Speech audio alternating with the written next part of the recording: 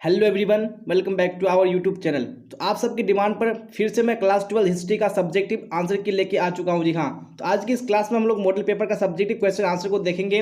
अगर आप इन सभी क्वेश्चन को देख लेते हैं तो मुझे उम्मीद है कि आपको बोर्ड एग्जाम में यहाँ से एक दो क्वेश्चन जरूर देखने को मिलेगा। जी हाँ, तो आपको किसी भी हाल में क्लास को स्किप नहीं करना है और क्लास को आपको पूरा देखना है। जी हाँ, और क्लास अच्छी लगे तो आपको लाइक कर देना है, अपने दोस्तों में आपको शेयर कर देना है, और जिसने अब तक चैनल को सब्सक्राइब नहीं किया तो चैनल को सब्सक्राइब करके बेल आइकन को प्रेस कर लेना है। तो यहाँ पे बिना टाइम को वेस्ट किए हम लोग क्वेश्चन की ओर चलेंगे और आप लोग पैसेज के साथ में क्लास को लास्ट तक देखिएगा। जी हाँ, तो आज की इस क्लास में हम लोग यहाँ पे जो शॉर्ट आंसर टाइप यानी जो हमारा लघु उत्तरीय प्रश्न है उसको कवर करेंगे। उसके बाद नेक्स्ट क्लास में हम लोग लॉन्ग आंसर टाइप यानी जो लघु उत्तरीय दीर्घ उत्तरीय प्रश्न है उसको कवर करेंगे। तो यहाँ पे हम लोग क्वेश्चन नंबर 1 की ओर चलते हैं। जी हाँ, तो क्वेश्चन नंबर स्क्रीन पे आ चुका है। जैसा कि आपको स्क्रीन पर दिख रहा होगा कि पहला नंबर क्वेश्चन में क्या पूछा गया है, गृहपति कौन थे, उसका कार्य क्या था। जी हाँ, यानी कौन गृहपति थे और उनका कार्य क्या था वो आपको यहाँ पे क्वेश्चन में पूछा गया है। तो यहाँ पे हम लोग आंसर देख लेते हैं क्या बोला जा रहा है। गृहपति घर का मुखिया होता था। जी हाँ, यानी जो गृहपति होता था वो क्या होता था, यानी जो परिवार का वो हेड होता था, यानी मुखिया होता था। घर में रहने वाली महिलाओं, बच्चों, नौकरों और दासों पर नियंत्रण करता था। जी हाँ, और वो घर का मुखिया होता था। आप सबको बताइए कि मुखिया का काम क्या होता है, यानी घर में जितने भी लोग रहते हैं उसके जितनी भी महिलाएं हैं, उसके बाद जितने भी बच्चे हैं और जितने भी नौकर काम कर रहे हैं और जितने भी क्या है दास हैं, तो उन पर क्या होता था, नियंत्रण होता नहीं, सबको वो क्या करता था, कंट्रोल करता था।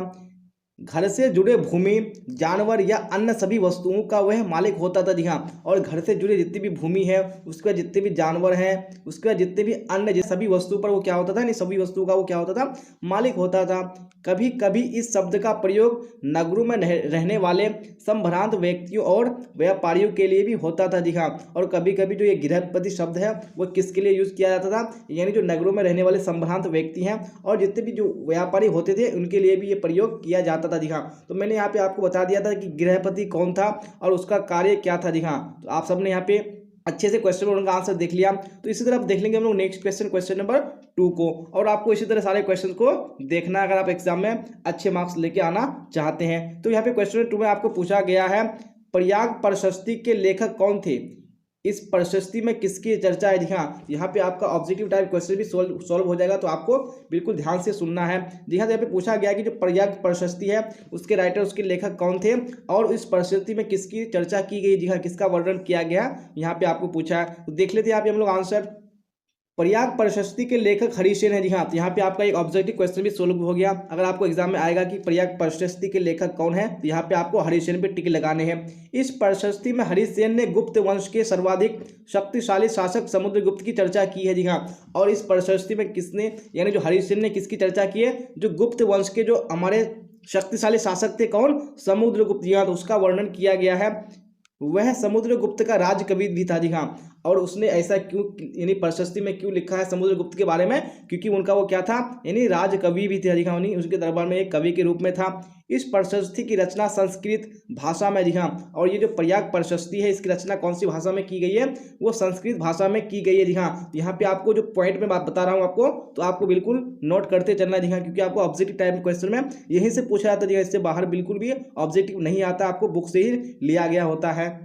इसे इलाहाबाद स्तंभ अभिलेख भी कहा जाता है। जी हाँ, और एक यहाँ पे ऑब्जेक्टिव आपका सोल्व हो गया कि कौन से प्रशस्ति को इलाहाबाद स्तंभ अभिलेख भी कहा जाता है। तो यहाँ पे आपको प्रयाग प्रशस्ति पे टिक लगाने हैं। तो इसको क्या बोला है, जो प्रयाग प्रशस्ति है उसको इलाहाबाद स्तंभ अभिलेख भी कहा जाता है। तो यहाँ पे मैंने आपको सब्जेक्ट के माध्यम से बहुत सारे ऑब्जेक्टिव क्वेश्चन को भी सोल्व करा दिया।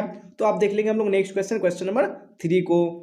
जी हाँ, तो क्वेश्चन नंबर 3 भी स्क्रीन पे आ चुका है। तो आप लोग क्वेश्चन नंबर 2 की तरह क्वेश्चन नंबर 3 को भी समझने की कोशिश कीजिए।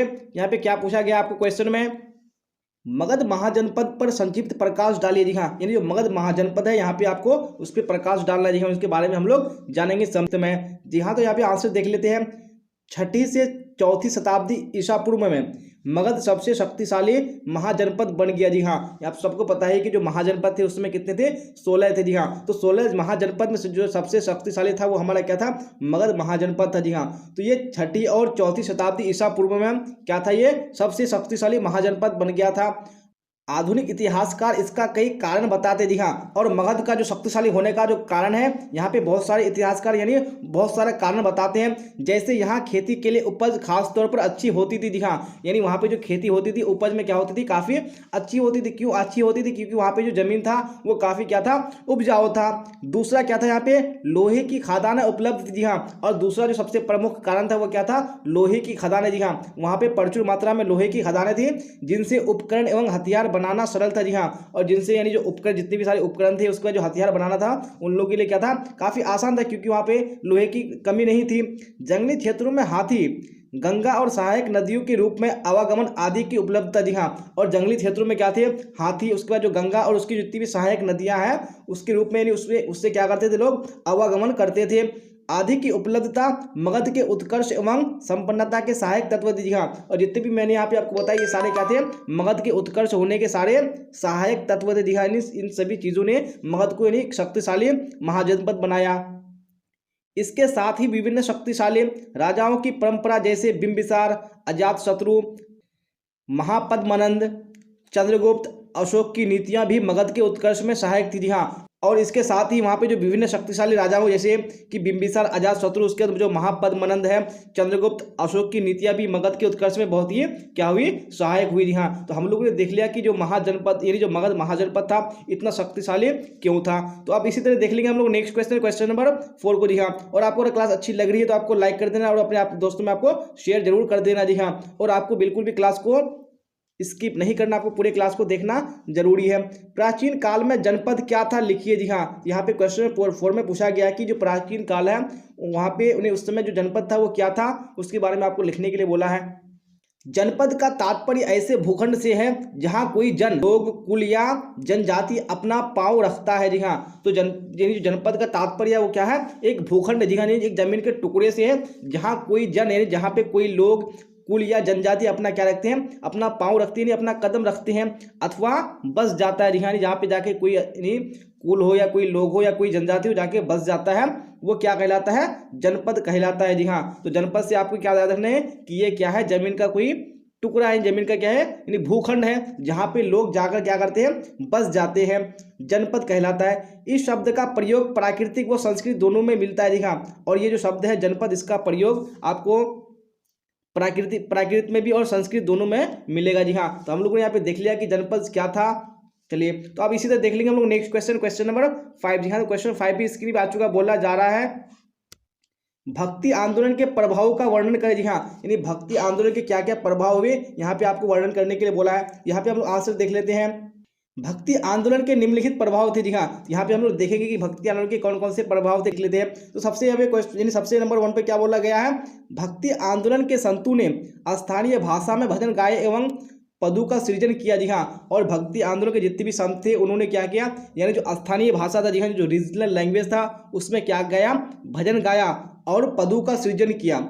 इससे प्रांतीय भाषा एवं साहित्य का विकास हुआ जी हाँ। अब आप सबको बताइए कि अगर क्या करेंगे, जो स्थानीय भाषा है उसमें अगर भजन गाएंगे जितने भी संत हैं तो उससे क्या होगा, जो प्रांतीय भाषा नहीं, जो वहाँ की रीजनल लैंग्वेज थी और जो साहित्य था उसका क्या हुआ, विकास हुआ। चलिए यहाँ पे दूसरा हम लोग प्रभाव देख लेते हैं, क्या बोला गया है, जनता में भाईचारे एवं सहिष्णुता की भावना का विकास हुआ जी हाँ।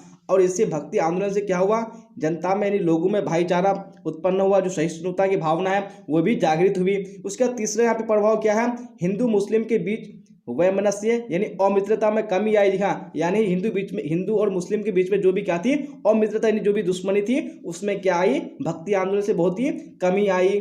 उसके चौथे यहाँ पे प्रभाव में बोला गया है सामाजिक कुरीतियों एवं अंधविश्वासों पर प्रहार किया गया जी हाँ। और भक्ति आंदोलन ने जितनी भी यानी समाज में कुरीतियां थी, उसके जितने भी अंधविश्वास थे उसको बिल्कुल भी समाप्त कर दिया जी हाँ। तो हम लोगों ने यहाँ पे क्वेश्चन नंबर 5 के माध्यम से हम लोगों ने देख लिया कि भक्ति आंदोलन के क्या क्या प्रभाव थे। चलिए अब इसी तरह देख लेंगे हम लोग नेक्स्ट क्वेश्चन, क्वेश्चन नंबर 6 को। और आप लोग इसी तरह क्लास को अच्छे तरीके से लास्ट तक देखिएगा जी हाँ। तो क्वेश्चन नंबर 6 भी स्क्रीन पे आ चुका है, क्या बोला जा रहा है, बिल्कुल बहुत ही इंपॉर्टेंट क्वेश्चन है। यहाँ से आपको बहुत सारे ऑब्जेक्टिव क्वेश्चन भी सॉल्व हो जाएगा।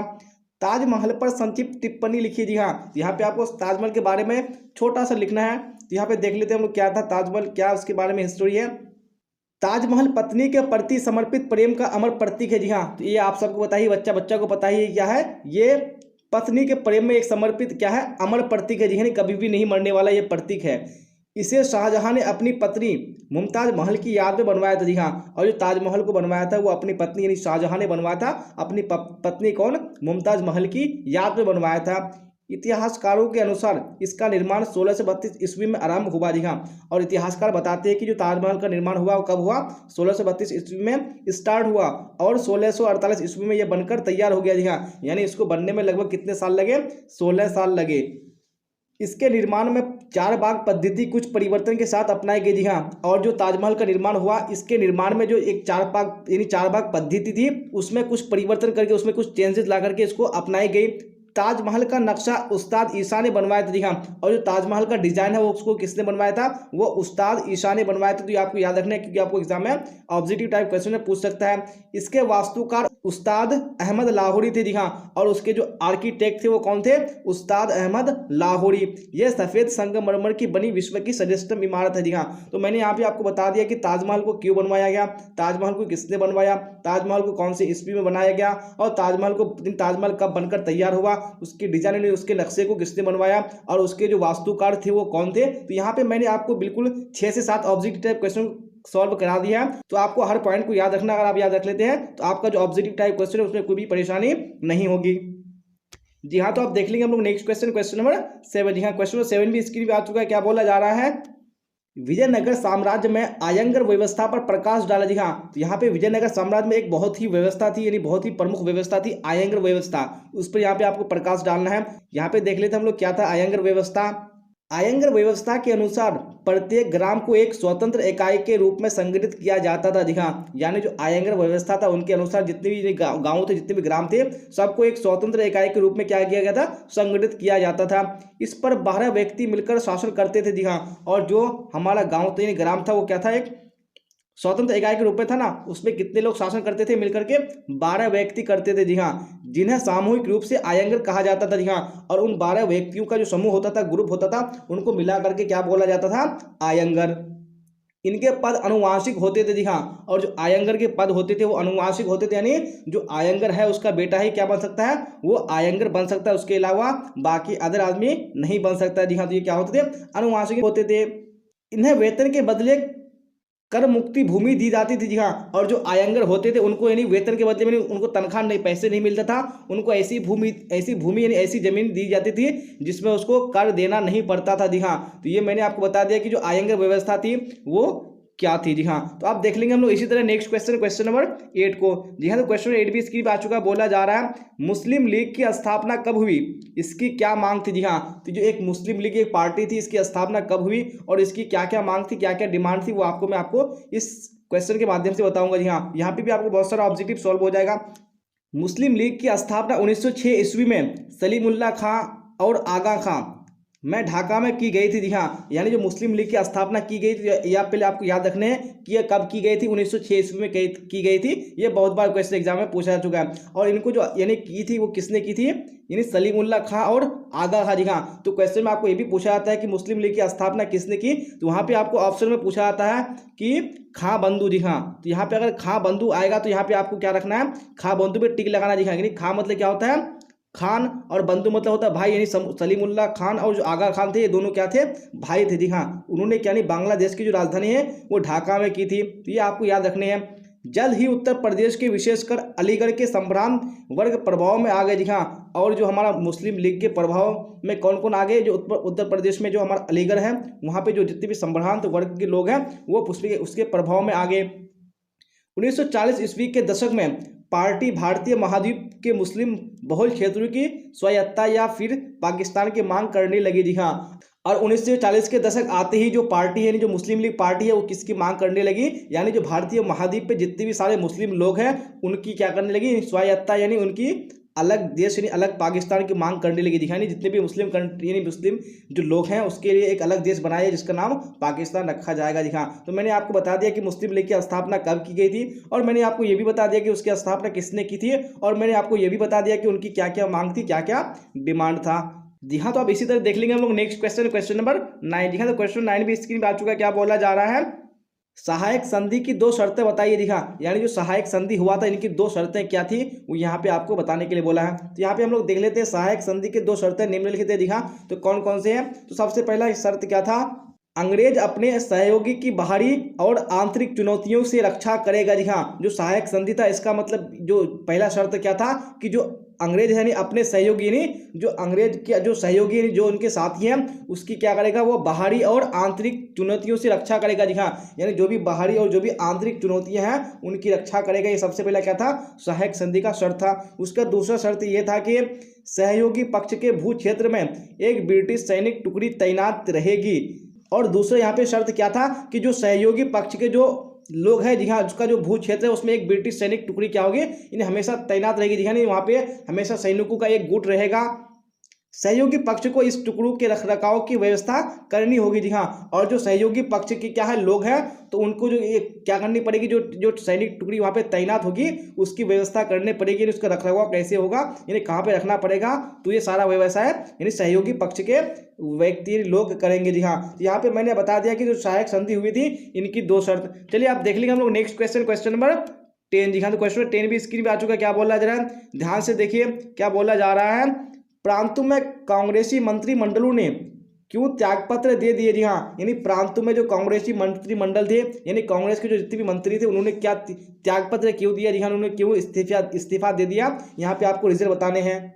1 सितंबर 1939 ईस्वी में द्वितीय विश्व युद्ध आरंभ हो गया। जी हाँ, तो आपको ये याद रखनी है कि जो द्वितीय विश्व युद्ध हुआ था वो कब हुआ था, 1 सितंबर 1939 को ही ये स्टार्ट हो गया था। इंग्लैंड इसमें शामिल था। जी हाँ, और आप सबको बताइए कि जो सेकेंड वर्ल्ड वॉर हुआ था उसमें इंग्लैंड क्या था, इसमें यानी शामिल था।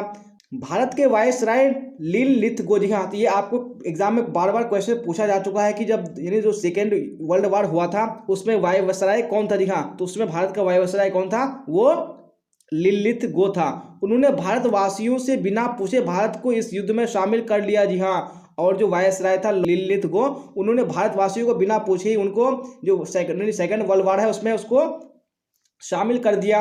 इस बात से नाराज होकर कांग्रेसी मंत्रिमंडलों ने त्यागपत्र दे दिए। जी हाँ, और क्योंकि जितने भी जो वहाँ पे क्या थे कांग्रेसी मंत्रिमंडल में जितने भी मंत्री थे उन्होंने क्या कर दिया, त्यागपत्र यानी इस्तीफा दे दिया। जी हाँ, क्योंकि उन्होंने यानी भारतीयों को बिना पूछे ही उनको इन्हीं युद्ध में शामिल कर दिया। तो यहाँ पे मैंने आपको बता दिया कि जो मंत्रिमंडल में जितने भी मंत्री थे उन्होंने क्यों त्यागपत्र दे दिया। जी हाँ, तो इसी क्वेश्चन के साथ आज का क्लास एंड होता है और मुझे उम्मीद है कि आपको क्लास अच्छी तरीके से समझ में आई होगी। और अगर क्लास अच्छी लगी हो तो आपको लाइक कर देना, अपने दोस्तों में आपको शेयर कर देना है। और जैसा कि मैं आपको मॉडल सेट में आपका ऑब्जेक्टिव टाइप क्वेश्चन और साथ साथ में आपका मॉडल पेपर का सब्जेक्टिव टाइप क्वेश्चन भी सॉल्व कराते चलता हूँ। अगर आप ये सारे क्लास को कर लेते हैं तो मुझे उम्मीद है कि एग्जाम में आपको 90+ स्कोर करने से कोई भी नहीं रोक सकता। जी हाँ, तो आपको क्या करना है, बिल्कुल भी क्लास को एक भी मिस नहीं करना है। और जाते जाते आप लोग कमेंट बॉक्स में बताइए कि आप लोगों को क्लास कैसी लगी। तो यहाँ तक बने रहने के लिए आप सबका धन्यवाद। फिर मिलेंगे हम लोग अगली क्लास में। Till then, bye bye, Tata, see you on the next class.